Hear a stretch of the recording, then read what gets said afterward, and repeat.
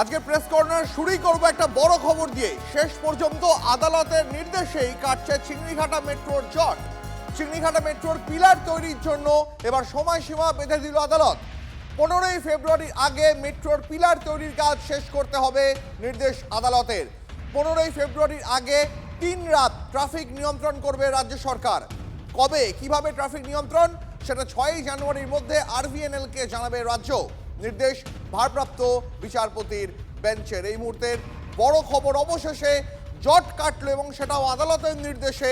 চিংড়িঘাটা মেট্রোর জট কাটতে চলেছে। চিংড়িঘাটা মেট্রোর পিলার তৈরির এবার সময়সীমা বেঁধে দিল হাইকোর্ট। আগামী 15ই ফেব্রুয়ারির আগেই মেট্রোর পিলার তৈরির কাজ শেষ করার নির্দেশ। 15ই ফেব্রুয়ারির আগে 3 রাত ট্রাফিক নিয়ন্ত্রণ করবে রাজ্য সরকার। কবে কিভাবে ট্রাফিক নিয়ন্ত্রণ সেটা 6ই জানুয়ারির মধ্যে আরভিএনএলকে জানাবে রাজ্য। নির্দেশ ভারপ্রাপ্ত প্রধান বিচারপতির বেঞ্চের।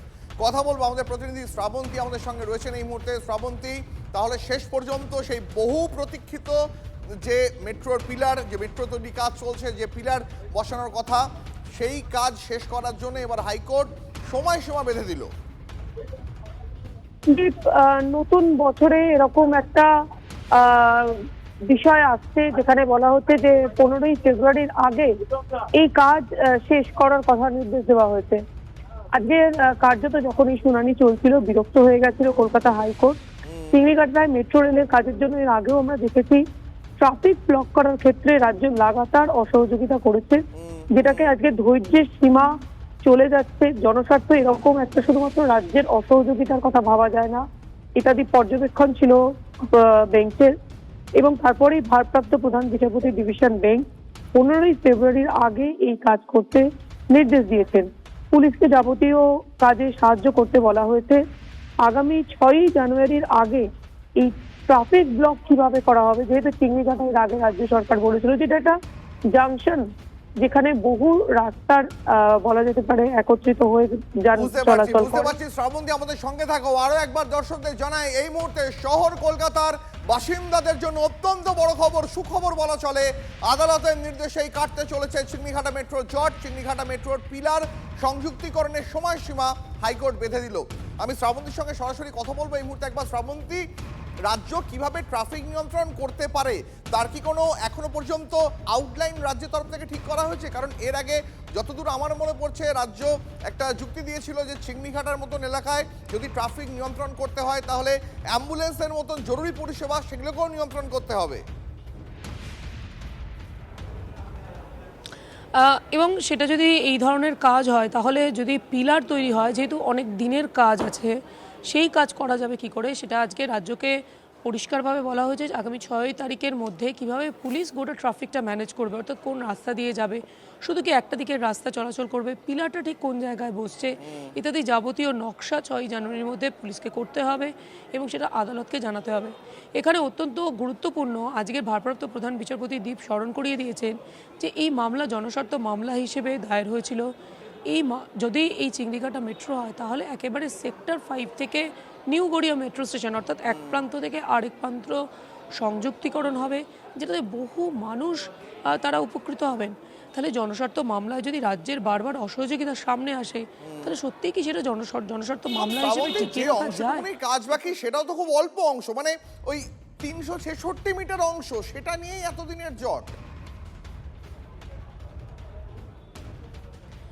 যেখানে এখনো পর্যন্ত, অর্থাৎ বাইপাসের, যদি বাইপাস ধাবার ঠিক উল্টো দিকে দেখা যায় যেখানে মেট্রো স্টেশন হয়ে রয়েছে, তার থেকে চিংড়িঘাটা একদম একটুখানি, যেমনটা তুমি বলছো, এইটুকুনি অংশের জন্য সমস্যা নয়।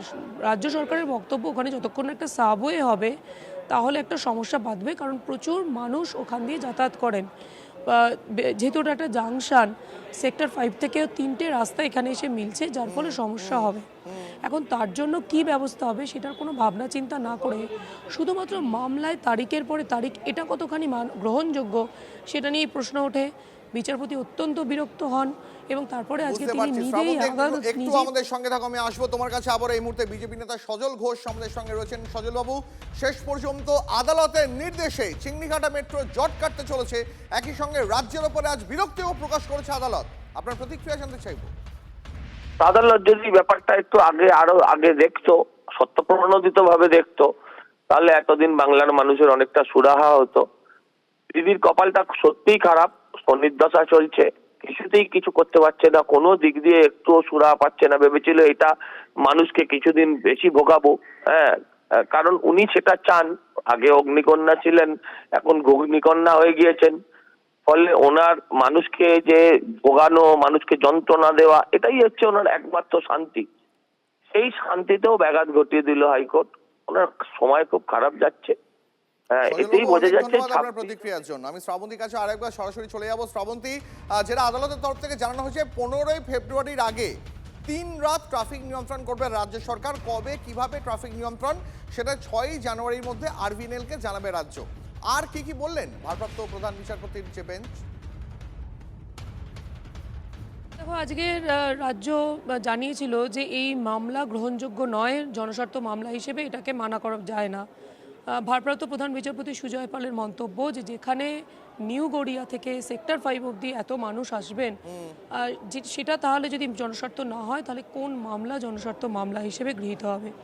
একই সঙ্গে রাজ্য সরকার বলে যে এই যে টাইম স্প্যানটা দেওয়া হচ্ছে 6ই ফেব্রুয়ারি, 15ই ফেব্রুয়ারি এবং 6ই জানুয়ারির কথা বলা হচ্ছে, পুলিশকে ট্রাফিক নিয়ন্ত্রণের কথা একটা নকশা দিতে হবে, সেটা সম্ভব নয় কারণ পুজো চলে আসছে, এখানে একটা বুঝতে পারছি। ক্রিসমাস শ্রাবন্তী, অনেক ধন্যবাদ। নজর রাখো।